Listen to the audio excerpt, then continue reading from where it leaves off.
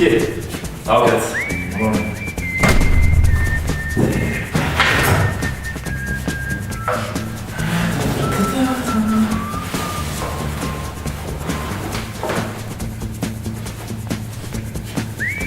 Tai pradėsime egzaminą, jau turime savanorių. Aš.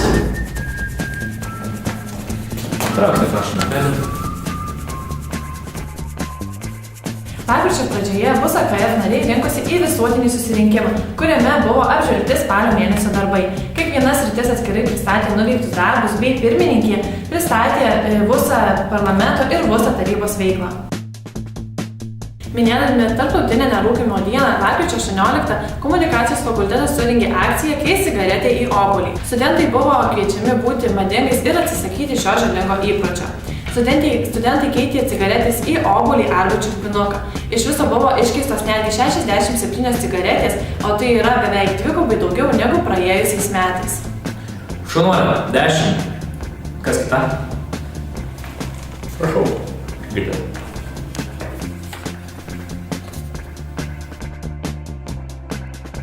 Lapkričio mėnesį buvo aktyviai ruošiamasi gruodžio 1-4 dienomis vykstančioms informacijos dienoms.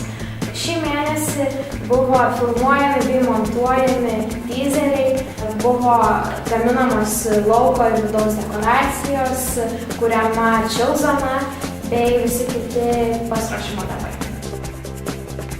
Žmogiškųjų išteklių mokymų metu nauji nariai buvo supažindinti su srities veikla bei buvo nuspręsta organizuoti studentų dieną.